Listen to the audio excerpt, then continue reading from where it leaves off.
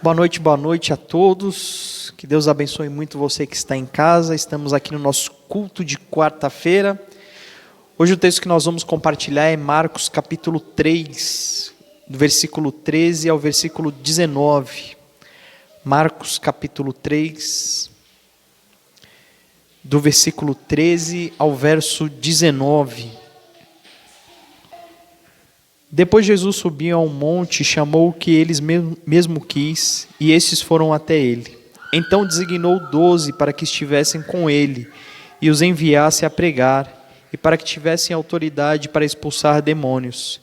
Estes são os 12 que ele designou: Simão, a quem deu o nome de Pedro, Tiago, filho de Zebedeu, e seu irmão João, aos quais deu o nome de Boanerges, que significa filhos do trovão, André, Felipe, Bartolomeu, Mateus, Tomé, Tiago, filho de Alfeu, Tadeu, Simão o cananeu e Judas Iscariotes, que o traiu. Amém? Vamos orar mais uma vez? Senhor Jesus, nós clamamos a Ti que neste momento o Senhor possa falar conosco, que a Tua palavra possa ser clara e que ela venha iluminar a nossa mente, o nosso coração com a Tua verdade, e que essa verdade possa fazer realmente uma transformação em nós, nos direcionando aos Teus caminhos, Senhor, nos direcionando a viver a prática, Senhor, da Tua palavra. Este é o nosso desejo, que aquilo que o Senhor fez com os Seus discípulos possa ser o nosso norte essa noite, e que nós muitas vezes erramos e nem sabemos o porquê, mas que hoje o Senhor possa estar nos mostrando claramente, nos ajudando, Senhor, a compreender as Tuas verdades e a como agir com o nosso próximo de uma maneira certa, de uma maneira correta. Peço mais uma vez que o Senhor fale comigo, fale através de mim, Senhor, mas que a honra e glória, Senhor, deste momento seja dada somente ao Senhor. Em nome de Jesus que nós oramos, amém. Domingo a gente compartilhou ainda o texto em Lucas, né? Capítulo 11. O texto começa com a oração do Pai Nosso, onde Jesus ele está compartilhando ali aquele ensino para os discípulos. O texto diz que ele estava orando, os discípulos se aproximaram dele e pediram: Senhor, nos ensina a orar assim como João ensinou. E aí Jesus vai e traz a oração do Pai Nosso. Domingo eu enfatizei bastante a questão do exemplo, vocês lembram disso? E a gente ficou falando um pouquinho sobre nós fazemos, as pessoas vêm e se sentem incentivadas a vivenciar aquilo, porque entendem que aquilo é uma coisa boa. No domingo eu fiquei falando várias vezes sobre essa questão do exemplo e disse: olha, seja você o exemplo, seja você o exemplo. Em Marcos aqui o texto vai narrar um pouquinho dessa realidade. Quando a gente lê o texto, a gente vê como foi importante essa questão do exemplo. Eu vou mostrar por quê. Versículo 13 diz: Jesus subiu ao monte, e o texto aqui ele não fala, mas o texto em Lucas vai dizer que ele passou a noite orando antes de tomar essa decisão. E o texto diz que Jesus chamou ali quem ele quis, e o texto diz que esses foram até ele. O texto diz que ele separou 12 homens, com uma missão específica. O texto diz que Jesus iria enviar eles a pregar, deu a eles autoridade para expulsar demônios. O texto paralelo a esse, que é Mateus capítulo 10, fala para curar enfermos também. E aí o texto diz que esses 12, e fala o nome deles. É interessante que o texto dá destaque a 3 pessoas. 3 desses 12 discípulos têm um destaque. E os 3 destaques são negativos. Eu não sei se você percebeu aí, né? O texto fala versículo 17, Tiago, filho de Zebedeu, e seu irmão João. Tiago e João, os 2 irmãos, a quem o próprio Jesus colocou um apelido neles. Chamou eles de Boanerges. E o texto diz que Boanerges significa filhos do trovão. O que você acha que significa ser filhos do trovão? Será que Tiago e João eram pessoas calmas, serenas, pacíficas? Será que eles eram pessoas do amor, que viviam abraçando uns aos outros? Certamente não, né, irmãos? Filhos do trovão é porque eles tinham um tipo de jeito de ser assim, explosivo. Em uma das passagens ali com Jesus, em que Jesus é mandado embora de uma cidade samaritana, eles chegam para Jesus e perguntam: Senhor, você quer que a gente peça para Deus descer fogo do céu e mate todo mundo? É esse tipo de pessoa que eles eram, ok? É exatamente por isso que Jesus chama eles de filhos do trovão. E o texto no versículo 19 dá o destaque também de Judas Iscariotes, que diz que traiu Jesus, era o traidor, né? Então você vê o seguinte: Jesus chama 12 pessoas ali e a gente já sabe que pelo menos 3 deles eram difíceis.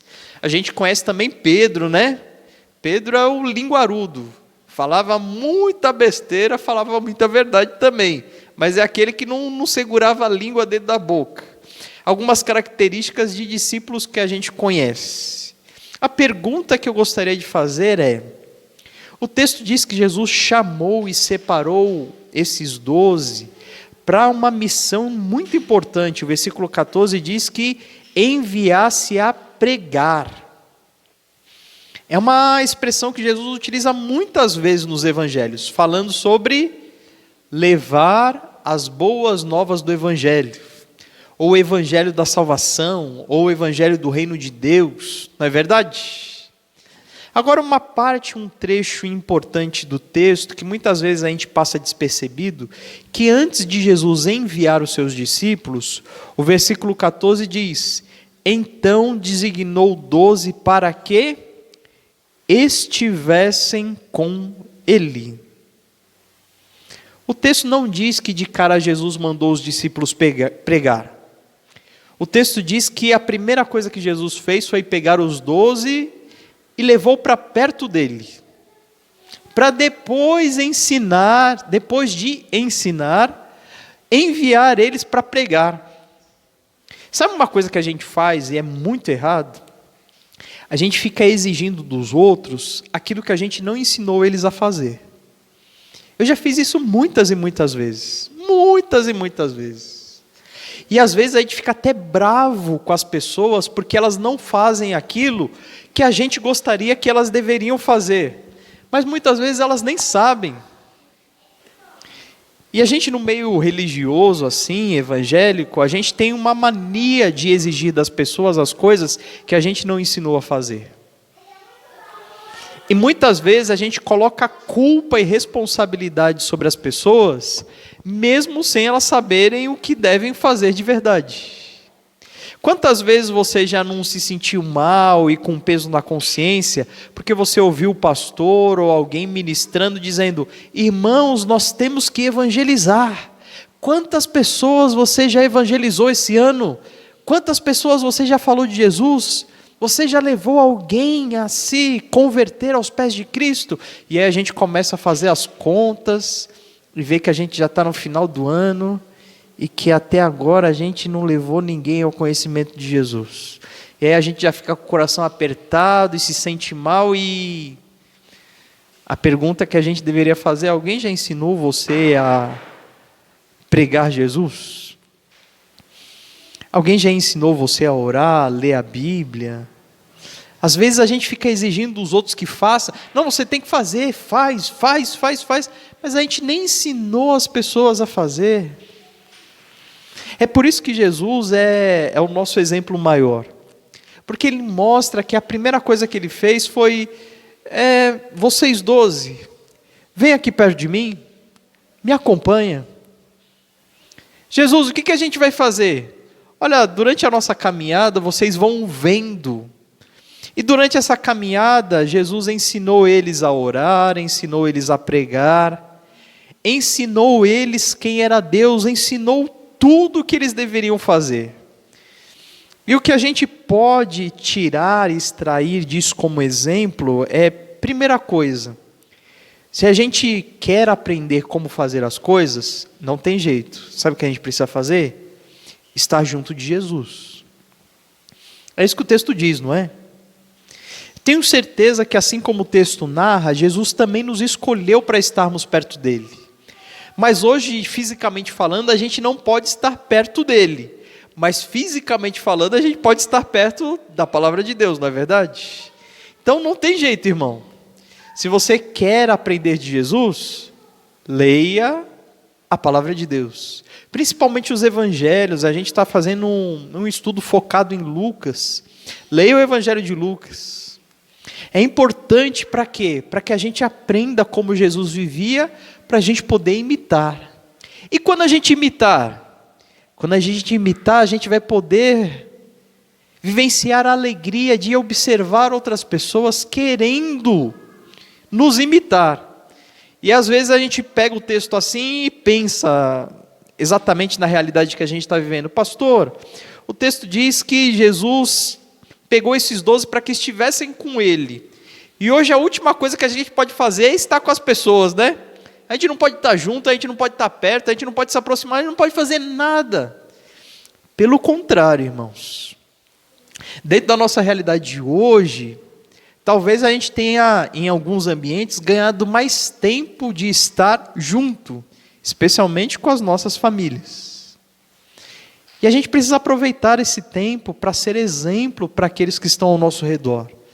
Para todos, não só pensando nos nossos filhos, normalmente os pais pensam direto nos filhos, né?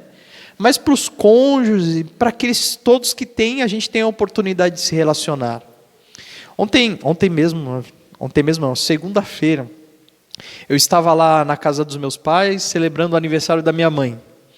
E tinha algumas tias minhas lá, e uma delas estava relatando algumas coisas, e eu tive a oportunidade, por estar ali perto, de passar algumas orientações e obedecer. O tema não era nem relacionado à Bíblia, mas a gente tinha como ajudar, como ser exemplo, como orientar, entende? E a gente pode fazer isso a todo momento, principalmente com pessoas que nós estamos todos os dias com elas. A questão é que a gente precisa ter a consciência dessa nossa responsabilidade dupla. Primeiro, de buscar o exemplo de Jesus.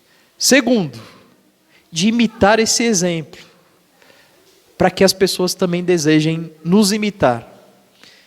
Lembra que Paulo fala: sede meus imitadores porque eu sou de Cristo? A ênfase ali do texto não quer dizer, olha, me imite porque eu sou um bom imitador. Não. Paulo está dizendo o seguinte: eu imito Cristo, faça a mesma coisa que eu estou fazendo, imite Cristo também. E é assim que acontece. As pessoas olham para a gente, observam a nossa vida, chegam à conclusão que a nossa vida, por estarmos com Deus, é melhor, e dizem: o que eu faço para ser como você? E aí você fala: não seja como eu não, seja como Jesus. Eu vou te ensinar como descobrir os exemplos de Jesus. E leva a pessoa para a palavra. Amém? Mais uma vez termino esse tempo de meditação, assim como no domingo, dizendo para você: seja você o exemplo. Seja você o exemplo. Para que nós possamos fazer deste mundo um mundo melhor. Porque esse mundo só vai melhorar quando todos nós estivermos seguindo o Mestre Jesus. Amém? Vamos orar para terminar o nosso culto, a nossa meditação? Senhor Jesus, nós somos gratos a Ti pela leitura da Tua palavra.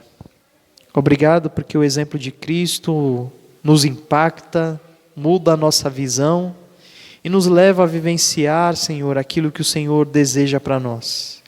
E obrigado porque Jesus, como homem, nos mostra com clareza o que devemos fazer.